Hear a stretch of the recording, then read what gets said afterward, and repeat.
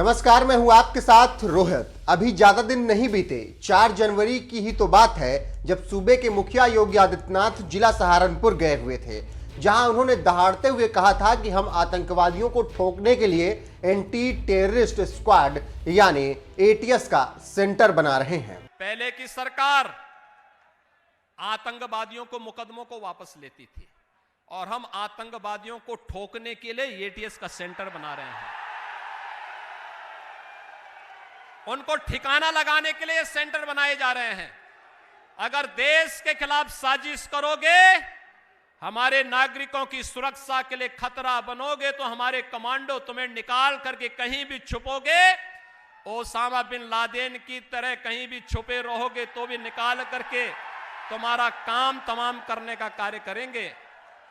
और इसलिए ये सेंटर, यहां पे हमारे 56 कमांडो हमेशा तैनात रहेंगे।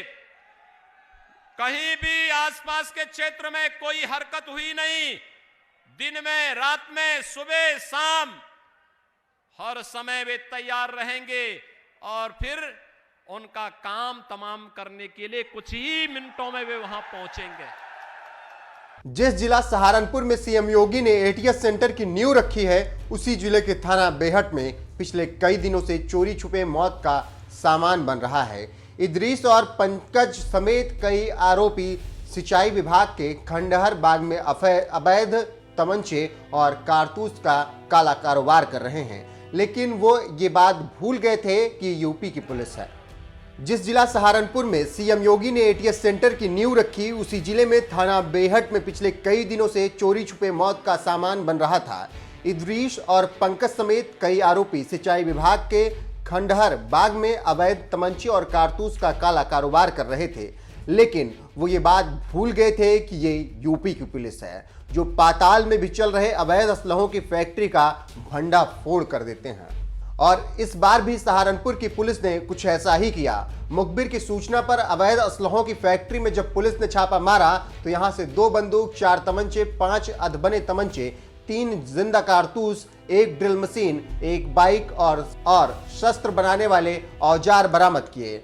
इस मामले में बेहट के सीओ ने क्या कुछ कहा, आइए आपको विस्तार से सुनाते हैं। तीसरा का खुलासा ये श्रीमान वरिष्ठ पुलिस अधीक्षक सहारनपुर के निर्देशन में अपराध एवं अपराधों की रोकथाम के लिए टीम गठित की गई थी, जिसमें मुखबिर द्वारा सूचना मिली कि सिंचाई विभाग के खंडहर थाना बेहट के पास कुछ लोग जो है अवैध तमंचे बना रहे हैं। इस सूचना पर विश्वास करके वहां पर हमारी मौके पर टीम गई, जहां से उन्होंने करीब 6 असलहे बने हुए प्राप्त हुए तथा उसकी सामग्री फैक्ट्री की प्राप्त हुई, जिसमें से 2 तमंचा जो है 315 बोर, 2 12 बोर और 2 बनी बंदूकें प्राप्त हुई हैं तथा 5 अधबने तमंचे भी प्राप्त हुए तथा उसके बनाने के उपकरण बरामद हुए हैं।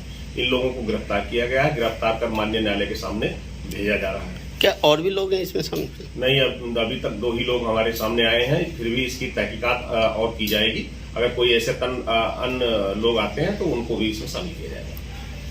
अवैध असलहों की फैक्ट्री चला रहा गिरफ्तार आरोपी इदरीस शामली जिले का रहने वाला है, जबकि दूसरा आरोपी पंकज सहारनपुर के ही नकुड़ थाना इलाके का रहने वाला है। दोनों के खिलाफ पुलिस ने आर्म्स एक्ट की धारा ठोक दी है, कोर्ट में पेश भी किया है, जहां से उन्हें जेल भेज दिया गया।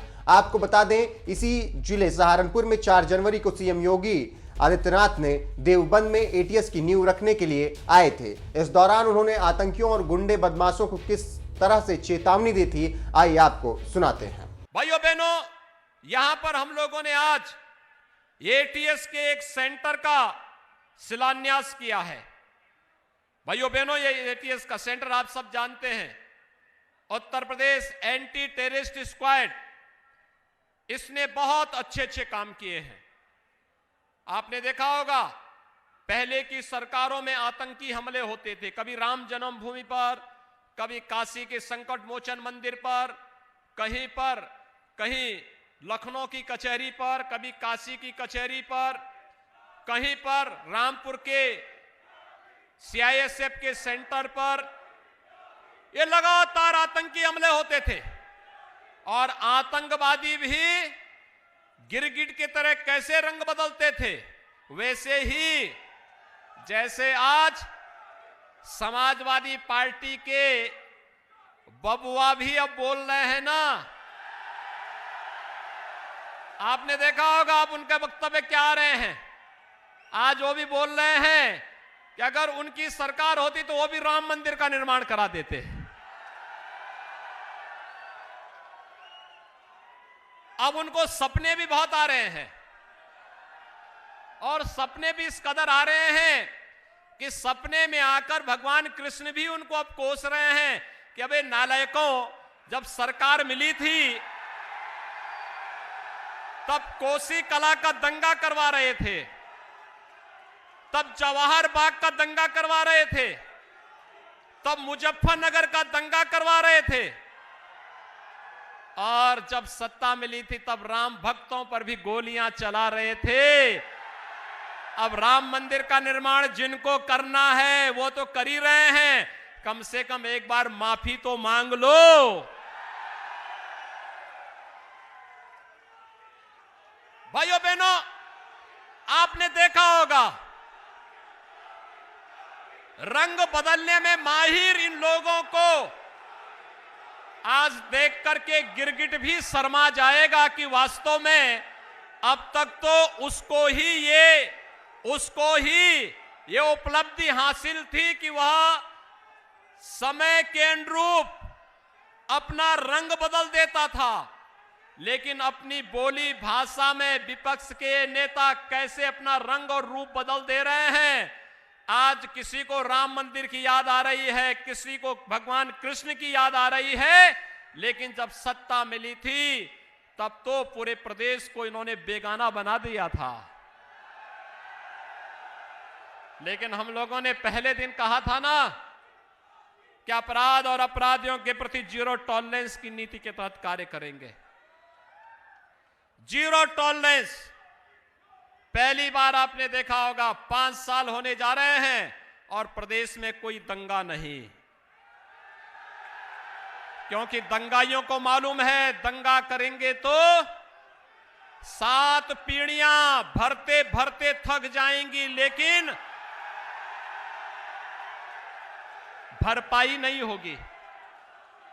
और इसीलिए दंगाई भी आज समझ गए हैं, और जो गरीबों की संपत्ति पर, व्यापारियों की संपत्ति पर, सार्वजनिक संपत्तियों पर कब्जा करते थे, वे भी अब भूल गए। उनको मालूम है, उनको भी मालूम है, अगर अब सार्वजनिक संपत्ति पर कब्जा करेंगे, अवैध खनन का कार्य करेंगे, अवैध वन कटान का कार्य करेंगे, तो सरकार का बुलडोजर उनके भवनों पर चलने के लिए तैयार खड़ा है।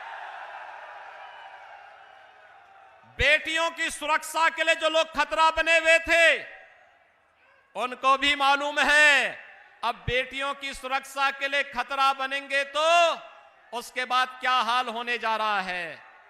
और भाइयों बहनों, इसीलिए यहां पर आपने देखा होगा, यही लोग जो किराना का पलायन कराते थे, आज वही लोग सब्जी बेचने के लिए और ठेला लगाने के लिए मजबूर हो रहे हैं।